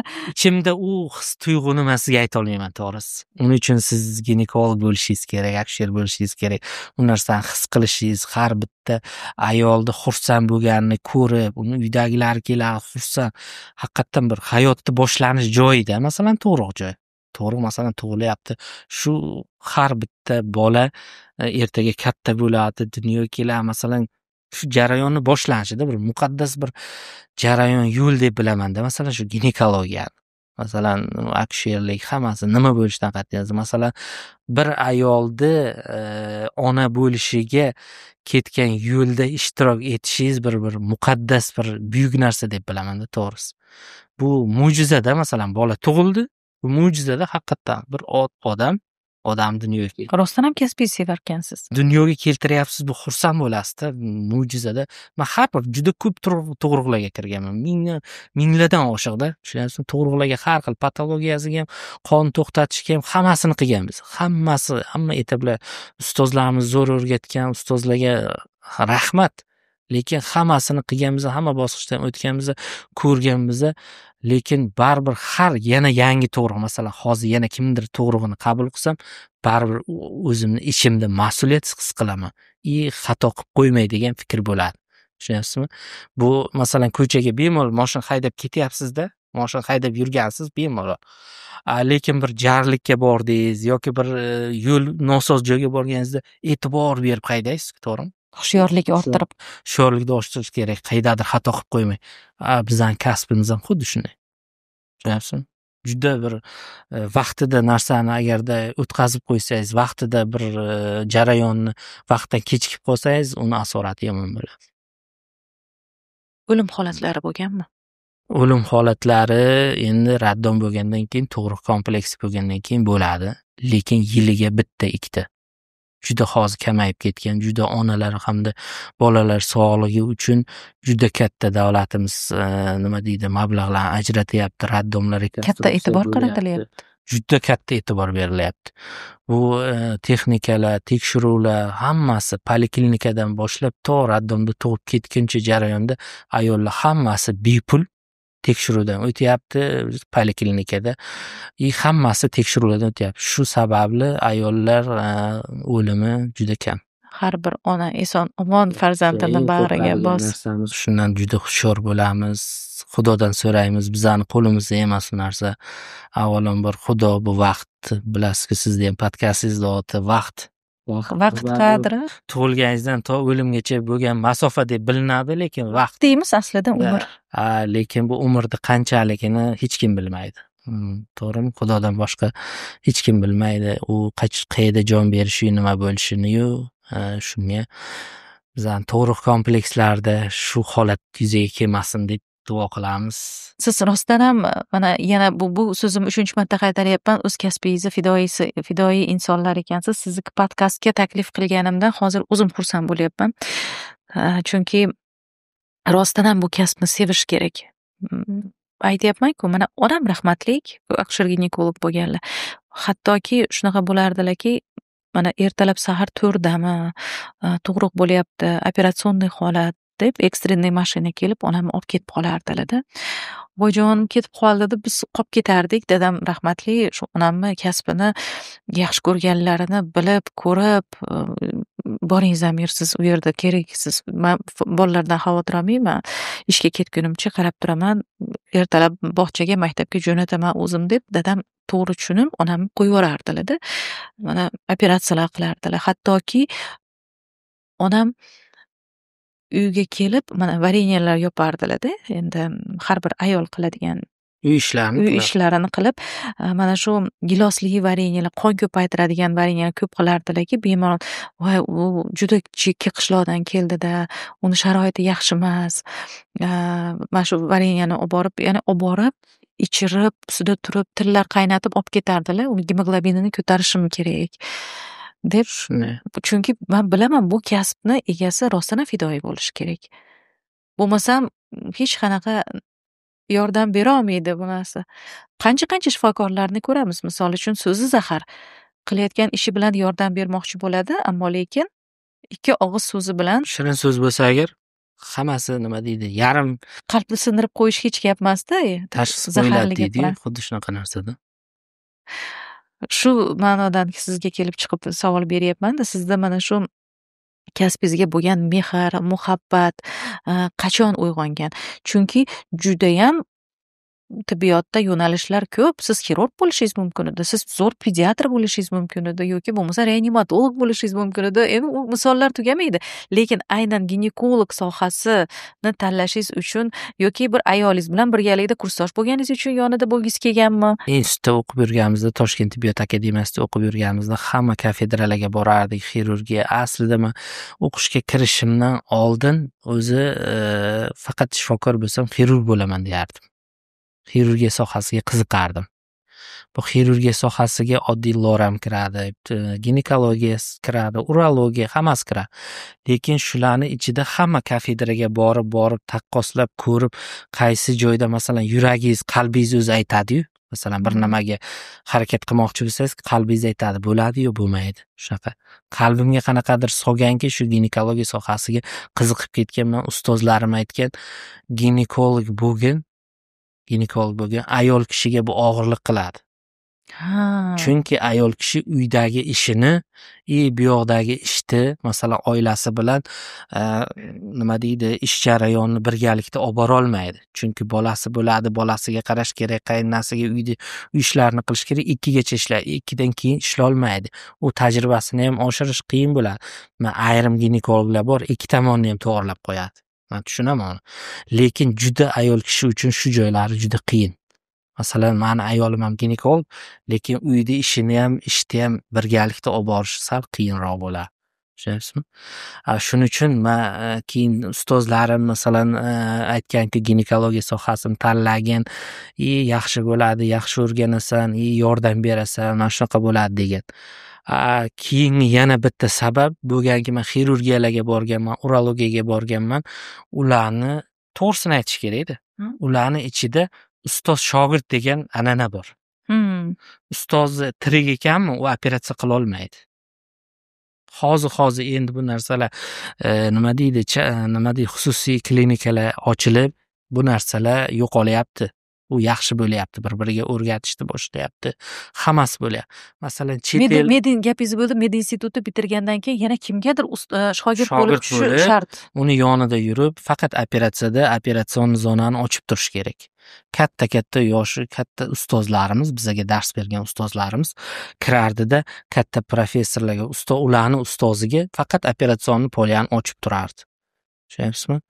U umri bor, u operatsiya qilishi butun umr, masalan, mana shu yoshi katta odamim orzu qilgandir, shu operatsiya qilaman.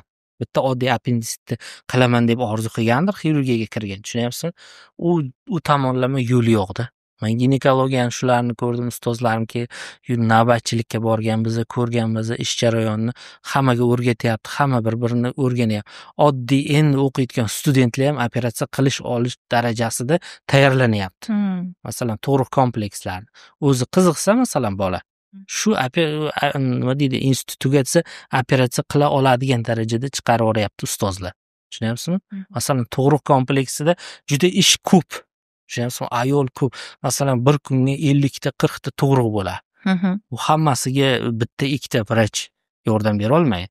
Uni istoriyasini yozish kerak, uni nima deydi, kasalni olib kirish kerak, davleniyasini, pulsini, hammasini masalan akusherkalar o'lchashi mumkin, lekin akusherkalarga yordam qilib, hamma shu jarayonda yursangiz, o'rganib ketasiz. Bu narsaga oxiri tugatganingizdan keyin tayyor doktorsizda. Tushunyapsizmi? Kirsangiz hamma narsani bajara olasiz, qila olasiz. Xirurgiyalarda, boshqa yo'nalishlarda buni imkoni yo'q. Tushunyapsizmi? Men shu narsalarni o'ylab, hammasini o'ylab ginekologiya sohasini tanlaganman. Ayollar deysiz, mana oyingiz akusher ginekolog bo'libdi. Bironta vrach bo'ldimi oilada? Yo'q. Bo'lmadi, to'g'rimi? Chunki qiyinchiligini ko'rgansizlar. Kechasi bilan yurganini ko'rgansizlar. To'g'ri. Juda ham mashaqqatli kasb. Ayol ginekologlar, men juda ko'p tajribamda уже ko'p ahamiyat berganman. Ayol ginekologlar hech qachon qizini ginekolog qilmaydi. Hech qachon. Shifokorlikda-ku aytadi, kerak emas, uzoq yo'l, qiynaladi, u deydi, shifokorlikdan ana qilish, yo'q, qiziqishi bo'lsa, oilasida kimdir farzandi qiziqishi bo'lsa, baribir shifokor bo'lsa ham ginekologiyani tanlatmaydi. Chunki mashaqqatini, asabni ketishini, u ertaga oxiri shu boshqa kasalliklarni orttirishini biladi. Tushunasizmi? Bilib bolasini yomon narsaga tiqmaydi. Tushunasizmi? Juda 100% haqsiz. Men maktabdan bitirayotgan vaqtimda shifokor bo'lish niyatini aytganman onamga. Oyijon, vrach bo'laman, shifokor bo'laman deganimda, bolam, senda bu kasbga mehr yo'q. Bu kasbni agar yaxshi ko'rmasang, sevmasang, kechalari kerak bo'lsa dejurstvalarda turib, kechalari mana shu bemorlarni boshida o'tirib yoki ularga qalbing bilan munosabat bildira olmasang, sen shifokor bo'la olmaysan deganlar. Shunda keyin men jurnalistikaga alohida bir nimam bor edi, qiziqishim bo'lgan, iqtidorim bo'lgan, keyin jurnalistikaga ketganman. Shunaqa kasbda bu ginekologiya, men nima deydi, kasbimdan faxrlanaman, to'g'risi. Bir bemor keldi qabulimga. Ikkita farzandsizlik muammosi bo'yicha deyapti. Kelyapti, biza tekshiruvdan o'tkazyapmiz. Ikkalasi ham erkak kishida. Ota-onasi umuman e'tibor bermagan. Tushunmadim. Erkak bilan ayol yashayapti. Eri erkak, ayoli esa tekshiruvlardan o'tmagan, germafrodit deydi, ya'ni ayollik jinsiy a'zolari yo'qda, uni o'rniga erkaklik ichki prostata bezi bor. Tushunyapsizmi? Tashqi jinsiy lablari ular bo'ladi, hammasi.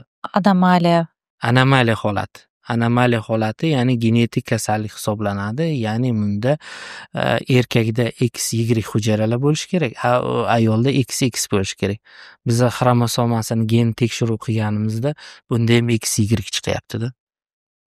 Germafrodit deyiladi. Germafrodit. Ya'ni bunda ham ayollik ham erkaklik jinsiy a'zosi bor. qizda. O'g'il bolada esa erkak. Tushunyapsizmi? Sog'lom erkak. Qiz bola turmushga chiqqan, qini bor, pastda ichkarida matka yo'q, tuxumdon yo'q, ikkilamchi jinsiy bezlari ham rivojlanmagan qizdi. Hammasi shu bilinib turibdi, faqat sochi uzun qilingan qiz bola turibdi-da, tushunyapsizmi? Odamlar ahamiyat bermaydi o'zini bolasiga.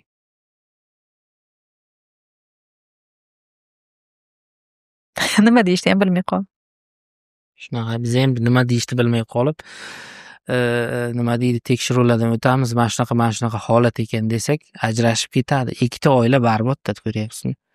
U qizni ota-onasi ham masalan bolasi shunaqa bo'lganini endi bilyapti, stress ularga. Mana shu holatda nima yechim berdinglar bularga? Unga hech qanaqa yechim bera olmaysiz. Ajrashib ketdim bular. Ajrashib ketdi. Hech qanaqa yechim topib bera olmaysiz bularga. Operatsiya yo'llari bilan bir o'zgartirishlik, umuman iloji yo'q-a? Juda iloji yo'q. Bu qiz bola uchun qanaqa holat bu, ruhiy holat? Bu ruhiy holat juda tushkunlikka tushib qoladi. Bizga tushuntirdik, bizadan keyin borib yana kim nechta joyga tushuntirdi, tekshiruvlardan o'tdi. Qaytib keldi yana tekshiruvlarni ko'rsatdi. Bir yo'li bordir. Sizlar shu bilan shug'ullanyapsizlar.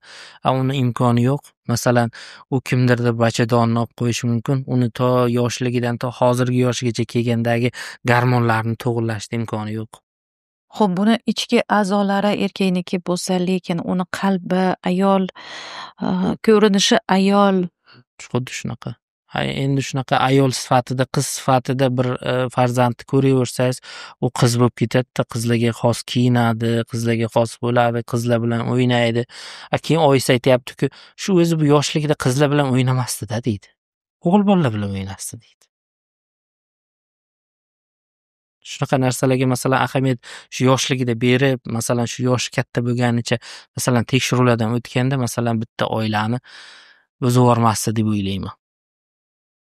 Masalan turmushga chiqmasdi, turmushga bermasdi yoki boshqa kasbga bu olardi, u masalan farzand asrab olishda imkoniyati bor, masalan shu farzandiga o'zini hayotini bag'ishlaydigan ayol. Qaysidir yigitning taqdiri buzilmasdi.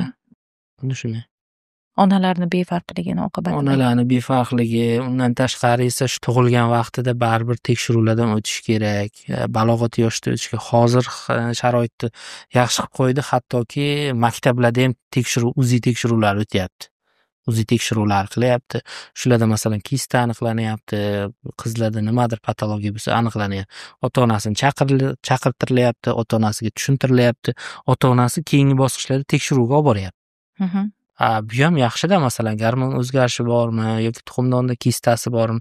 Masalan shunaqa tuxumdon kistalari bor, ertaga oxir oqibat olib tashlashga to'g'ri keladi hamma narsasi bilan. Shunaqa narsalarning oldini olinsa, ertaga shu qizni ham hayoti, masalan oila qursa, oilasi mustahkam bo'lishiga ota-ona sababchi deb o'ylayman. Sizga savol bermoqchi edimda, sizni mana shu kasbingizga oid qanaqa voqea sizni katta bir ta'sirlantirgan deb savol bermoqchi edim. Ta'sirlanganlarim juda ko'p. Har kuni bo'lar ekanda bunaqa voqealar. Har kuni ta'sirlanadigan voqealar, hodisalar, gaplar, so'zlar, ayollar, qizlarni kelib yolg'on gapirishi-yu, sen meni ishontir ertaklaringga deydi-ku. Unaqa narsalarni eshitib уже aytganingizdek psixolog bo'lib ketganmiz. Nima sabab ayollarni shu yolg'on gapirishiga? Yolg'onlari nima oqibatga olib kelishini biladimi? Meni juda ta'sirlantiradigan narsa bor, juda yomon ta'sirlanaman. O'zi har kuni bepushtlik bilan murojaat qiladi. Hamma bepushtlik bilan keladi, oilalar turadi, kimdir yig'laydi. U yig'lagan qalblarga masalan umid bag'ishlaymiz. Homilador bo'la olasiz, ona tug'a olasiz, ishonch beramiz. Ishongandan keyin, bizaga ishongandan keyin, bizani ishonchimizga kirgandan keyin ular ishonadi уже bizaga. Biza u lechena qilganimizdan keyin albatta homilador bo'ladi-da ko'pchilik homilador bo'lib ketadi. Lekin bir xilla keladida, homilador edim, bitta bolam kichkina edi hali, yaqinda tug'dim, shuni abort qilib bering. Qaynonam qo'ymayapti, ishim ko'p. Bu qonun bilan taqiqlanmaganmi? Qonun bilan taqiqlashda imkoni yo'q. Chunki qonun bilan taqiqlangan katta so'rovlarda tushirish, masalan, agarda ayolning xohishi bo'lsa, tushuntiriladi unga, masalan, ana qilinadi, lekin katta so'rovlarda abort qilish mumkin emas. Faqat nuqson bo'lsa bolada, nuqsonli kasalligi bo'lsa, ertaga sog'lom bola tug'ilmasligi kerak bo'lsa, unda ya'ni tibbiy hujjat qilinadi, unda abort qilishga ruxsat beriladi. Homilani oldirib yuborishlik ayol organizmiga Juda katta ta'siri bor. qanaqa ta'sir? Birinchi navbatda stress. Organizm uchun stress. Gormonlarni o'ynatib tashlaydi. Ya'ni o'zi ayol bo'ladimi, erkak bo'ladimi, hammani gormon boshqaradi.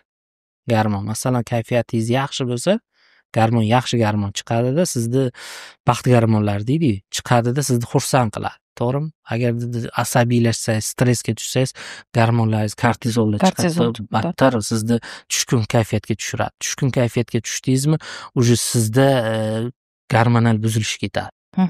Gormonal buzilish ketishi jinsiy a'zolarga juda kuchli ta'sir qiladi.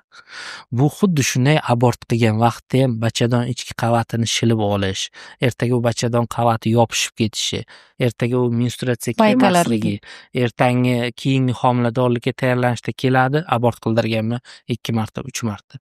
Uni ochishni imkoni faqat operatsiya yo'li bilan, agarda u yoqda to'qima qolgan bo'lsa, ertaga shu to'qima matkani ichida o'ssa. Tushunyapsizmi? U o'solmasa matkani ichida, u bola ayol boshqa nima deydi, homila bo'la olmaydi, tug'a olmaydi. Asorati juda ko'p. Birinchi masalan stress bo'lsa, ikkinchi bachadon ichidagi problemalar. Abort vaqtida qon ketib qolishi mumkin. Bekordan bekor masalan dinimizda ham taqiqlangan narsalar emas bu. Ya'ni abort qildirish, bolani oldirish, ya'ni bir odamni joniga qasd qilish o'lim bilan barobar deb topiladi. Ya'ni tasdiqlangan. Shuning uchun abort qildirishga juda qarshiman. Har kun masalan 3-4 kunda bir keladi, abort qildirishim kerak edi. Abort qilish kerak. Kimnidir taniysizmi? Mashallah, jahlim chiqib ketadi, gapirib tashlayman.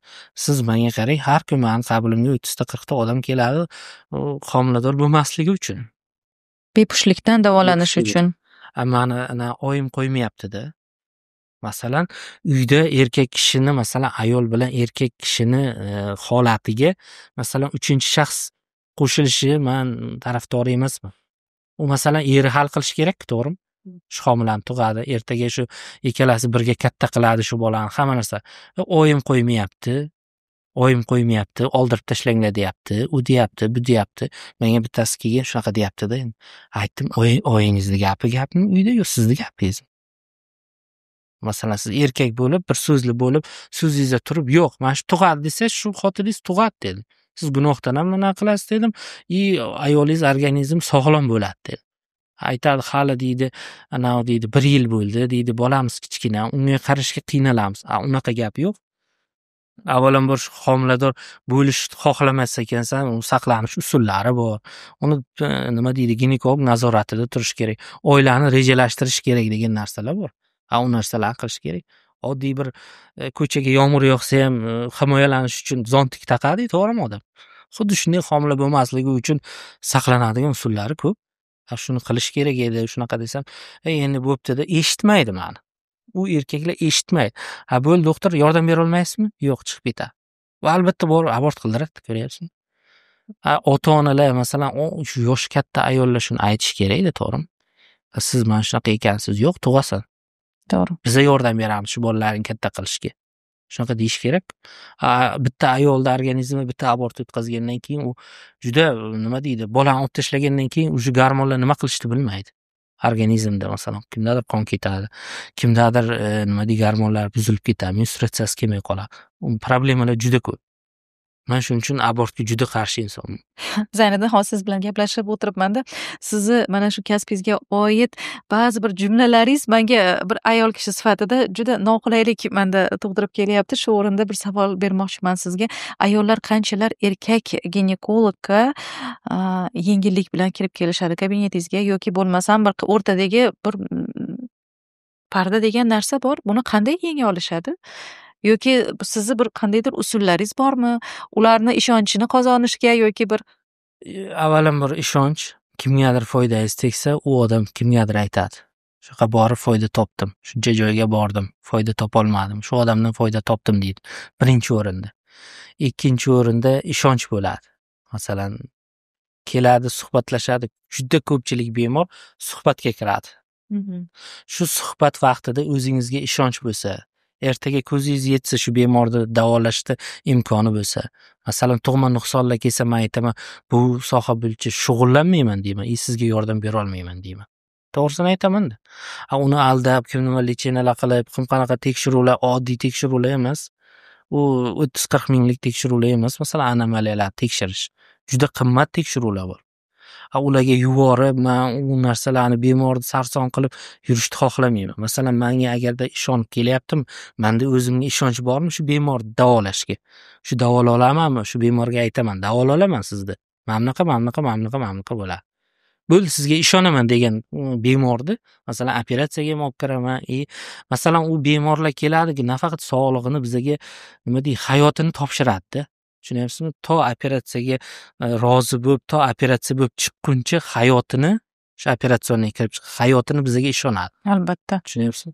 Ayolingiz siz bilan birgalikda ishlashlari. Ayolim bo'ladi, ayolim masalan erkaklar keladi, masalan, ayolim masalan sizni xohlamayman ko'rish. Mana ayol kishi bor, ayolim ko'radi. Problema yo'q. Ayollarni turmush o'rtoqlari kelib, siz ko'rmang, ayol kishi ginekolog deydilar. Demak, sizni siz xulosa bering bo'ldi deydi. Ular ham ishonib keladi. Erkaklar ham ishonib keladi. Hamma narsa qanaqa qilinadi, hammasi eshitilgan bo'ladi. Kimdir tavsiya bergan bo'ladi. Ko'chadan hech kim kirib erkak kishi ginekologga kiraman demaydi. Shuni so'ramoqchi edim-da. Kirgizib anaqa qilmaydi. Keyingi holat majbur bo'ladi. Masalan, sizda bir masalan hech kimda kasallik bo'lmasin. Kasallik bor inson hamma joyga talpinadi. U sizda erkakmi, ayolmi, ginekolog sizmi, boshqa kasb egasimi, shifokorlikda ham erkak, ayol degan narsa menimcha bu noto'g'rida jinsni tanlash deb o'ylayman. Siz qarang, juda ham to'g'ri jumla aytdingiz, majbur bo'lib qoladi. Majbur bo'lib qoladi. Mutaxassis agar erkak kishi bo'lsa, bundan boshqa imkon bo'lmasa kelishlikka majbur bo'lib qoladi. Lekin baribir har bir ayol kishi mutaxassisga boradi. Ayol mutaxassisga boradi, shifo topolmagandan keyin barib keladi. Masalan, ularni masalan men ayol kishi sifatida emas, masalan bo'lajak ona sifatida ko'raman ko'pchiligini-da. Masalan, onaga qanaqa muomala qilish kerak, qanaqa qarash kerak masalanda, to'g'rimi? Masalan, hozir so'ramoqchi bo'lgan narsam mana shu o'rtadagi pardani qanday olib tashlasak bo'ladi? Chunki mana bizni tomosha qilayotgan qancha ayollarimiz bor hozir. Ularda shu ginekologik muammolar bor. Siz aytgandek majbur kelishga mutaxassislarga, o'z ishining mutaxassisiga borishlikka, lekin erkak kishisiz mana shu o'rtadagi bir olib tashlash uchun, uni olib tashlash uchun u bemorni o'zi hal qiladi u narsani, birinchidan. Ikkinchidan, biza baribir kelgandan bemorni bir o'ylaydi-da, ko'pchilik o'ylaydi, u yechintiradi, hamma narsani ko'radi. Unaqa narsa bo'lmaydi. Unaqa narsa bo'lmaydi. Chunki apparaturalar bor, hamma narsa bor, ayol kishilar bor. U UZI qiladi, tekshiruvlardan o'tkazadi, turba masalan rentgen qilish kerak bo'lsa, ayol kishi qiladi hamma. Sizlar faqat xulosa qog'ozga qarab, qog'oz bilan keladi, buni operatsiya qilsa bo'ladi yoki bo'lmaydi. Operatsiya qilsa mana bunaqa bo'ladi. Operatsiyada ham operatsion xonada hamma ayollar usti yopilgan bo'ladi, faqat qorni kindik qismi ochiq turadi. Bo'ldi. Demak, ginekolog deyilganda mana shu tushuncha borki, xuddiki ayol kishini hamma joyini ochib tashlab, shunaqa tushunchalar bor-da. Bunaqa narsa yo'q. Bunaqa narsa yo'q. Chunki shunaqa holatlar bo'lgan, boshqa joyga borgan, operatsiya qildirgan, bizadan erim qo'ymadi deyapti-da, qo'ymadi boshqa joyga. U asoratlar bo'lgan, keyin baribir olib keladi. Tushunyapsizmi? Doktor, mana siz ular mana shunaqa operatsiya qildiruvdi, siz o'zingiz qilib bering boshqatdan yoki boshqa mana shuni to'g'irlab bering, biz anaqa qilmaymiz. Bo'ldi, qo'yadi, ketadi. Tamom. Keyin ayoldan so'rasak, men shu yemoqchi edim, lekin erim qo'ymadi. Yana baribir oxir-oqibat olib keldi deydi. Tushunyapsizmi? Agar sizda yoki meni peshonamga bir nima yozilgan bo'lsa, uni taqdirda hech kim o'zolmaydi, nima deydi, o'zgartira olmaydi. Faqat taqdirda duo o'zgartiradi deydi-yu. Har bir bemor ketayotgan bemordan so'rayman. Aytamanki, bizdan rozimisiz? Bizani shuncha bo'lsa ham deyman, duo qilasizmi deyman. Menimcha duo kerak emas deyman. Faqat duo deyman, qalbingizdan bo'lsin bo'ldi deyman. Hammasi duo qilib ketadi. Bundan ortiq baxt bormi deng? Shu kasbimizda endi faxrlansak, shunchalik bo'lsa kerak menimcha. To'g'rimi? Masalan, biz ko'chada bir yomonlik qilib yurganimiz yo'q, yoki bir nima qilib yurganimiz yo'q. Shu bizani bu masalan, meni masalan shu sohagacha kelganimcha u yo'lim juda uzoq. Mana shu yo'lingiz haqida gaplashaylik, chunki sizni mana shu ko'rsatuvga taklif qilishdan oldin siz haqingizdagi fikrlarni eshitdik, odzivlarni eshitdik. Qanchadan qancha ayollarga rostdan ham shifo bag'ishlagan insonsiz. Mana shu yo'lingiz haqida, mana shu vaqt umringiz davomida siz mana shu kasbingizga oid nimalarga erishdingiz? Mani oilamda, qarindoshlarimda, urug'imda hech qanaqa shifokor yo'q edi. Tushunyapsizmi? Hozir mendan keyin jiyanim, undan keyin ukam Havas qilishib sizga. shunaqa qilib shifokor hozir oilamizda nima deydi, qarindosh hammani og'aynilarni ichida. Man birinchi oddiy maktabda, o'rta maktabda o'qiganman. O'rta maktabdan keyin boshqa mahallada ixtisoslashtirilgan bolalar maktabi bor edi. Shaqa o'tganmiz 3 ta o'rtoq. Endi maktabda o'qib yurgan. U yoqda o'qib yurdik. U maktabda o'qib yurganimizda bir ximiya domlamiz bor edi. Eshonqulov Zoir domla. Juda bizaga qiziqtirgan ximiya fanini. Juda qiziqtirgan, o'qitgan, juda qiziqarli o'tgan. Haqiqatan rahmat aytaman shu insonga har doim. Keyin u yoqdan o'qib bizani olimpiadaga tayyorladi. Olimpiadaga boshlash kerak. Ximiya domlamiz ximiyadan 2 ta o'rtoq edik. Keyin aytdiki, bu o'rtog'ing ximiyadan chiqadi, sen biologiyadan chiqqin dedi. Biologiyadan olimpiadalarga qatnashib Samarqandda 3 yil viloyat olimpiadasida faqat 1-o'rinni olganman. Faqat. Keyin 3-kursda bo'lganimda, akademik litseyga 3-kurs bo'lganimizda respublikanskiy olimpiadaga chiqdik. Respublikanskiy olimpiadada 3-o'rinni olib, Toshkent tibbiyot akademiyasiga ekzamensiz kirganman. Imtihonlarsiz shunday qabul qilishgan. Demak, iqtidor bo'lgan. Qarang, mana ustozlarning o'rni qanchalar muhim farzandlarimiz hayotida. Juda muhim. So'ndirib qo'yishlari ham mumkin. Nada, so'ndirib qo'yish. Siz naborot ochib bergan ustozingiz. O'zi birinchi yoshligimda qiziqardim. Milliy xavfsizlik xizmatida xizmat qilaman deb. Juda qiziqardim. Chunki bir qo'shnimiz bo'lardi. Ular ham so'zi ham hamma joyga o'tadigan. Qo'shnilarimiz nimadir ishi o'xshamay qolsa shunga aytib to'g'irlatib, hamma joyni to'g'irlab taylardi-da. Ham nima shunaqa odamlar bor. To'g'irlab hamma narsani qilgandan keyin men ham xuddi shunaqa odam bo'laman. Ko'pchilikni narsani mushkulni oson qilaman deb o'ylardim-da.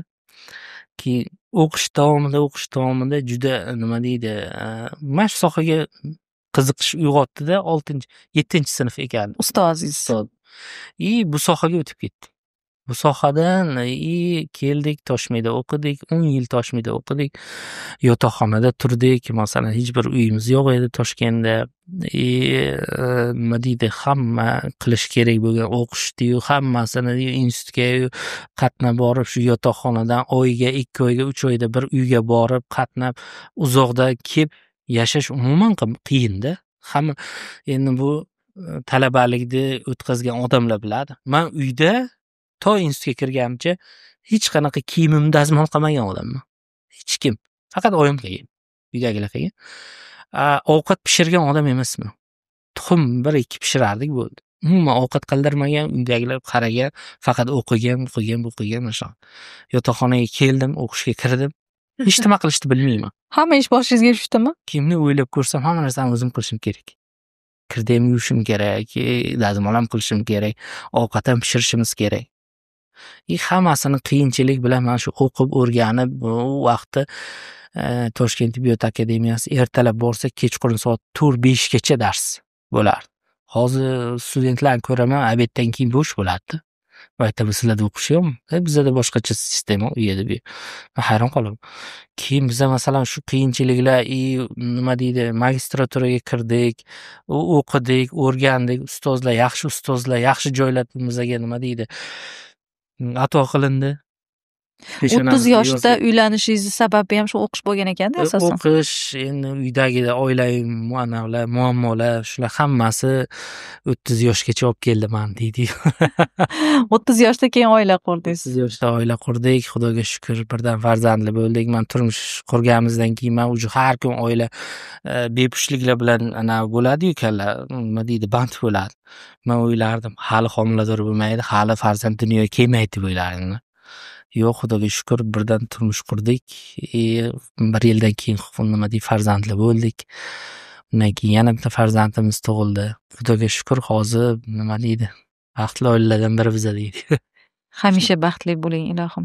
Zayniddin, sizni yana bir bor aytib o'taman, bugun ko'rsatuvga taklif qilganimdan o'zim ham xursandman. Sababi juda ham ko'p ma'lumotlar oldim sizdan, juda ham ko'p bilimlar oldim va mana shu jamiyatimizdagi har bir ona, azizlarim, ogoh bo'lishi kerak.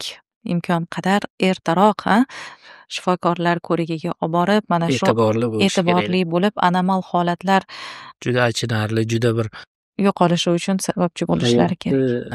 nima deydi, halovatini yo'qotaveradi inson. Masalan, erta bosqichlarda bo'lsa, yoshligida bo'lsa, odamzod ko'niki boradi, lekin yoshi katta bo'lib turmushga chiqib, keyin aniqlansa agar bu yoshi katta qizga ham stress bo'ladi, ota-onaga ham juda katta stress bo'ladi.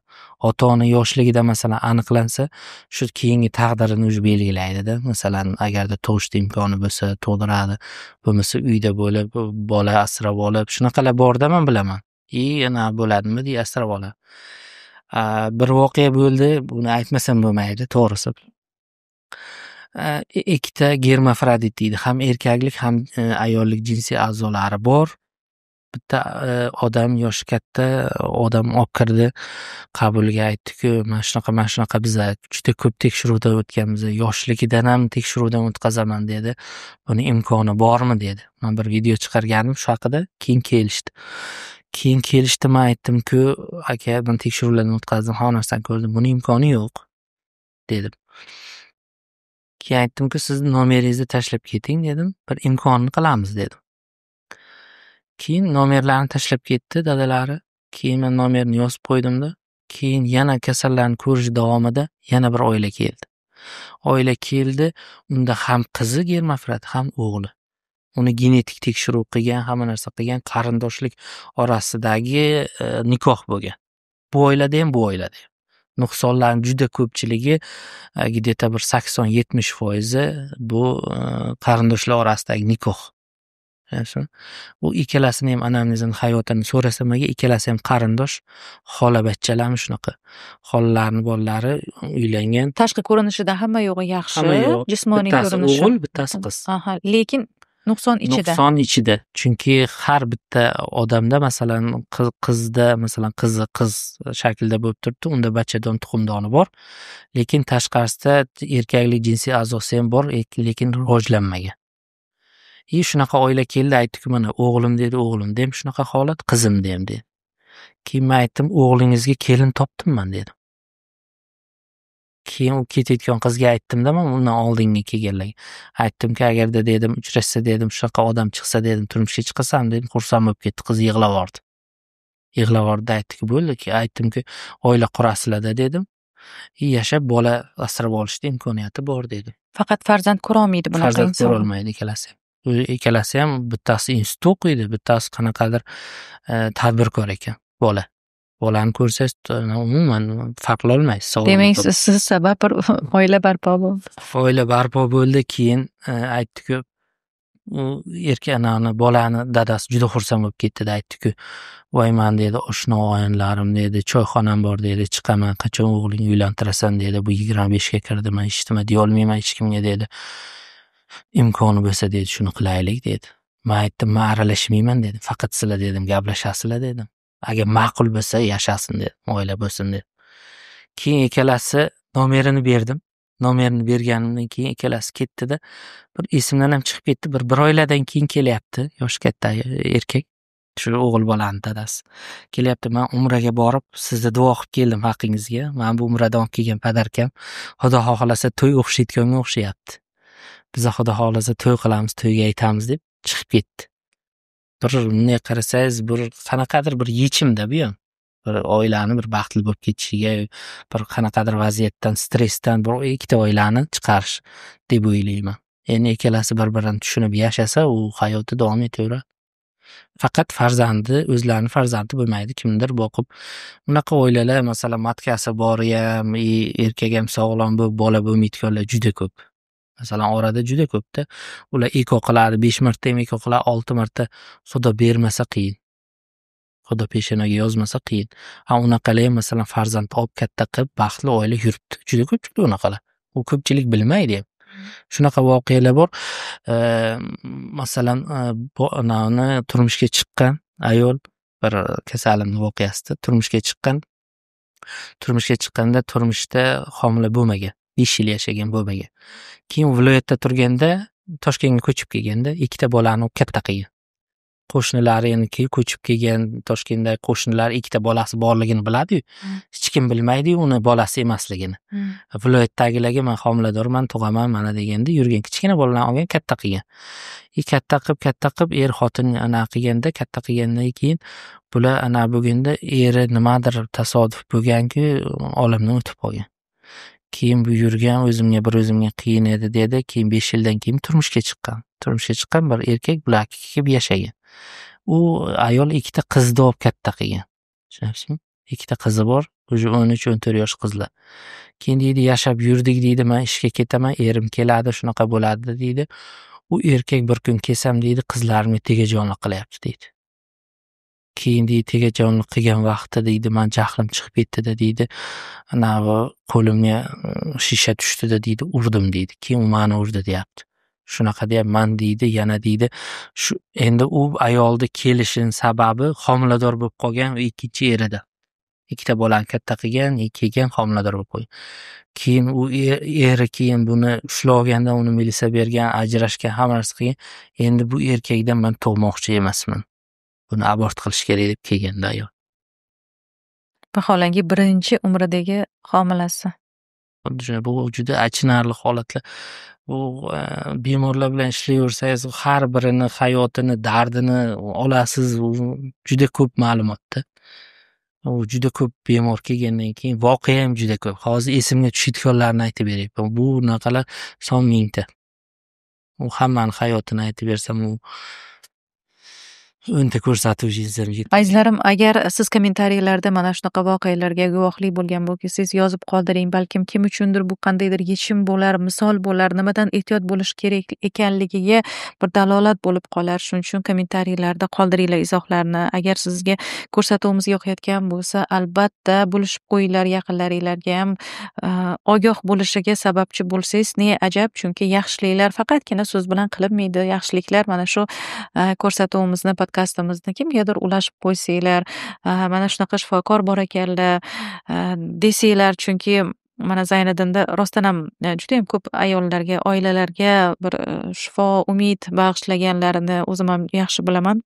Shuning uchun albatta bizni agar layklar bilan qo'llab-quvvatlasanglar, boshimiz osmonga yetadi. Va sizga bermoqchi bo'lgan so'nggi savolim bor, Zayniddin. Bizni kuzatuvchilarimizni orasida shunaqa bir an'anamiz bor. 100 mingta prosmotr bo'lganda siz o'zingizdan nima sovg'a bera olasiz? Xohlagan ginekologik operatsiyani bepulga qilib beraman. Azizlarim, mana shu bizni podkastimiz 100 mingta prosmotr bo'lishligiga o'zingizni hissangizni qo'shib va eng go'zal kommentariy egasiga, ya'ni eng ko'p layklar olgan kommentariy egasiga mana Zayniddinni o'zlarini sovg'asi bor. O'zingiz aytib o'ting. Kimda ginekologik muammosi bo'ladimi, kim eng yaxshi yozgan kommentariyani aniqlaymiz siz bilan birgalikda. Agarda bu kommentariya bizga yoqsa, shu o'zida bo'ladimi muammo yoki oila a'zolaridami, shu kommentariya yozgan bemor, shu kommentariya yozgan inson kimni agarda operatsiyaga muhtoj bo'lsa, mana shu insonni operatsiya qilib bering desa, shuni bepul qilib beraman. Mashalloh. Bu judayam katta vaucher, o'zingiz aytgandek, bu judayam qimmatbaho.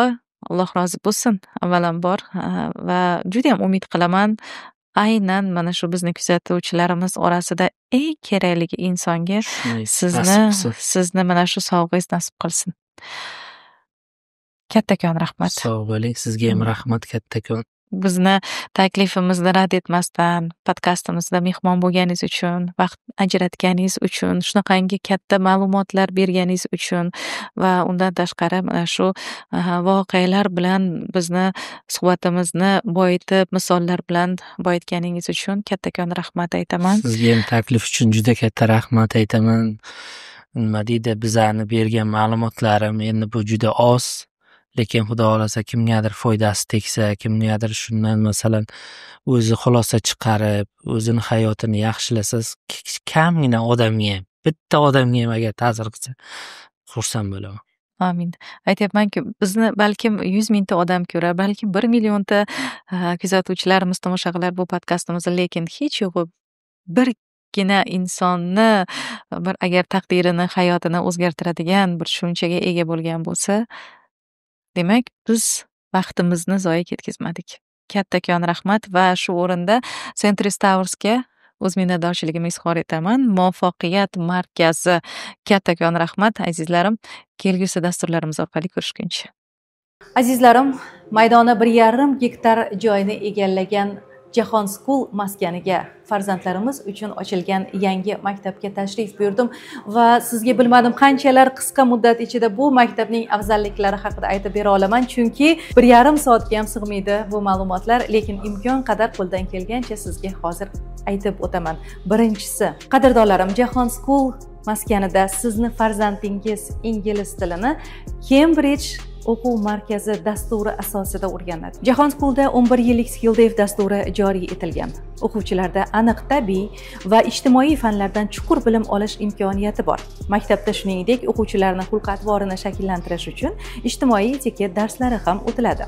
IT'ni esa hammamizga yaxshi tanish bo'lgan Najot ta'lim dasturlari asosida o'rganishadi. Qizlarimizga esa Safiyadan qandolatchilik to'yaragi mavjud va Qamar kitoblar do'konining zamonaviy kutubxonasidan foydalanish imkoni farzandlar uchun yaratilgan. Azizlarim, umid qilaman, o'z farzandini taqdiriga va uni bilim olish jarayoniga befarq bo'lmagan ota-onalar bizni tomosha qilishyapti. Albatta, bu maktab Jahon School 2025-yildan, ya'ni bu yil sentyabr oyidan o'z faoliyatini boshlaydi. To'liq ma'lumotni quyidagi telefon raqamlari orqali yoki opisaniyada qoldirilgan havola orqali ma'lumot olishingiz mumkin. Qolgan o'g'lim o'zimmi? Mana nonushtamiz keldi. Qani qizim, ol.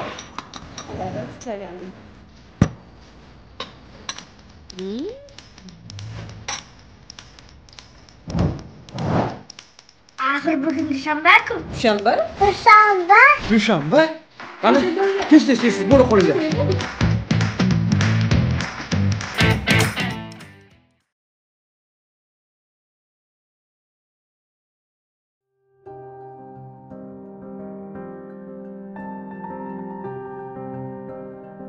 Vaqt qadri Ra'no Mo'minova bilan